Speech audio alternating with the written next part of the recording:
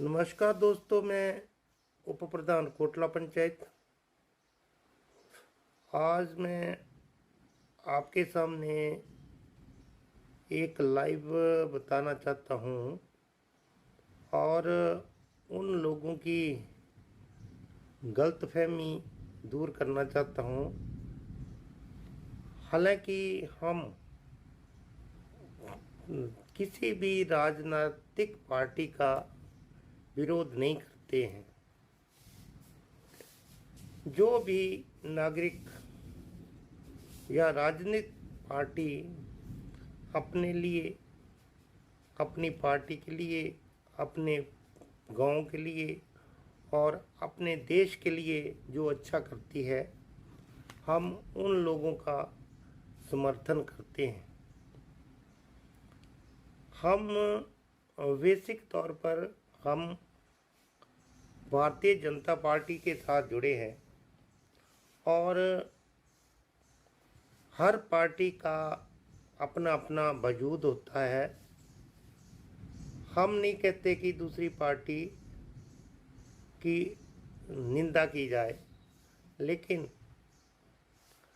एक भारतीय जनता पार्टी एक ऐसी पार्टी है जो कि इस समय इस प्रकार का शासन चला रही है।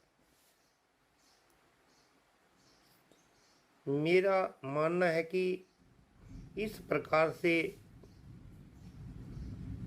शायद कोई भी पार्टी शासन चला सके, क्योंकि इस पिछले 4 वर्षों के बीच में देश के ऊपर कोविड जैसी बहुत बीमारियों का बोझ भी सहन करना पड़ा और कुछ ऐसे पार्टी के भी निर्णय हो सकते हैं जो कि लोगों को पसंद नहीं आए हों।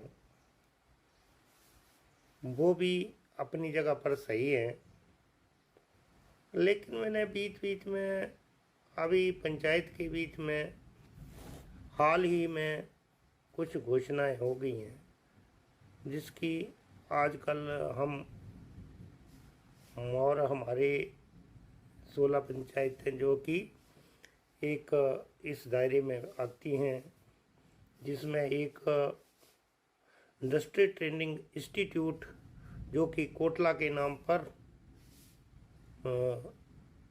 सेलेक्ट किया गया है।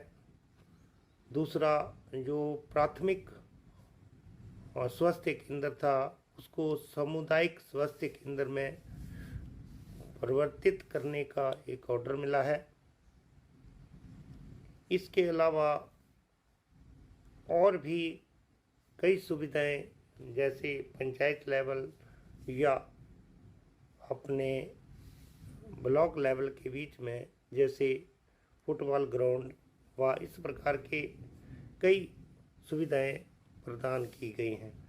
बहुत खुशी की बात है, हमारी पार्टी का अच्छा प्लान चल रहा है, ताकि अगर इसी प्रकार से अच्छे काम किए जाएं तो आगे के लिए भी हमारी पार्टी और भी दृढ़ हो सकती है। लेकिन फिर भी मेरा एक ऐसा कहना है कि अगर हमारे पार्टी के बीच भी कुछ ऐसी कमियां रह जाती हैं जो कि हम अगर अपनी पार्टी को नहीं बताएंगे तो उससे हमारे को कमी हो जाएगी। इसलिए हम कोई भी बात छुपाना नहीं चाहते हैं, ताकि आगे आकर के हमारी पार्टी के ऊपर कोई दबाव आए। हाल ही में ये जो मुख्यमंत्री और विधायक के द्वारा हमें बड़ी बड़ी सौगातें मिली हैं। एक मैं भूल गया, मिनी सचिव भी जहाँ पर काफ़ी दिनों से उसकी चर्चा चल रही है, वो भी उसकी भी स्वीकृति शायद मिल गई है। लेकिन फिर भी मैं एक बात ये मेरे को भी समझ नहीं आती, अगर हम करोड़ों रुपए के खर्च कर रहे हैं तो एक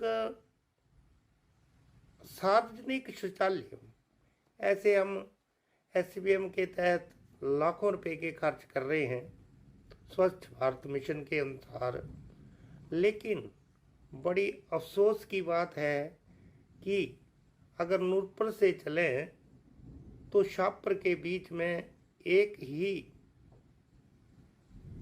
सामुदायिक स्वास्थ्य केंद्र है जिसके ऊपर किसी भी प्रशासन, चाहे उसके बीच में हमारे विधायक हों या मुख्यमंत्री हों या मंत्री हों या हमारे अलग अलग प्रकार के अध्यक्ष, उपाध्यक्ष, महामंत्री, मंडल अध्यक्ष, इस प्रकार के लोग वहाँ कोटला में जो भी बाहर से आने वाले सेनानी खुले में शौच करने के लिए मजबूर हो जाते हैं। क्यों ऐसा है?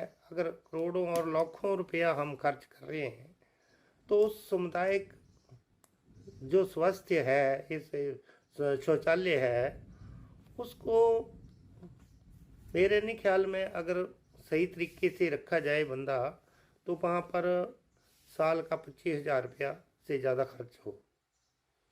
लेकिन यहाँ पर जो बाज़ार के जो बाज़ार का जो बाज़ार है हमारा, इसकी जो कमेटियाँ बनी हुई हैं वो भी कुछ भी करके लायक इसकी तरफ कोई ध्यान नहीं है।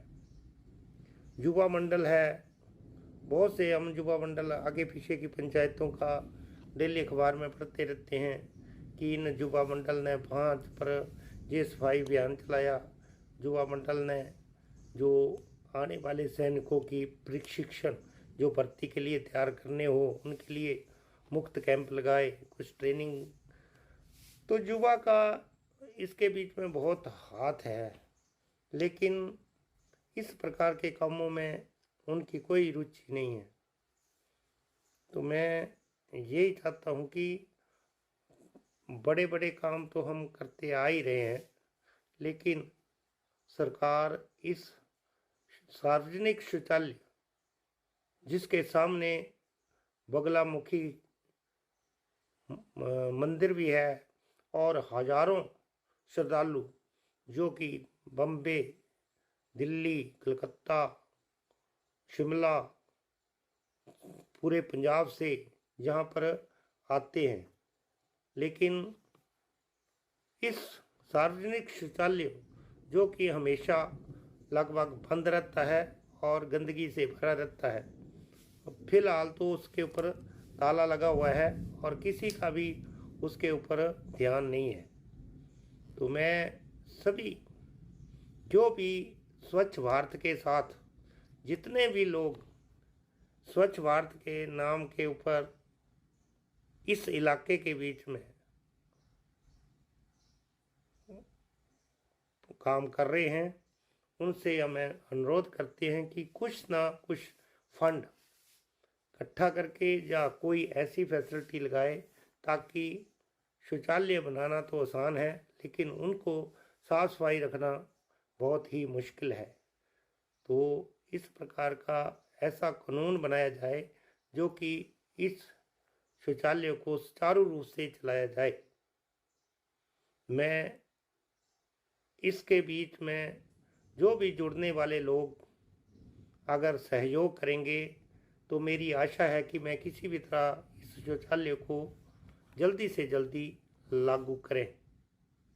आप सभी जानते हैं कि पंचायत के बीच में इस प्रकार से कोई भी व्यक्ति हम अपनी बिना परमिशन से नहीं रख सकते, क्योंकि सरकार की तरफ से उनके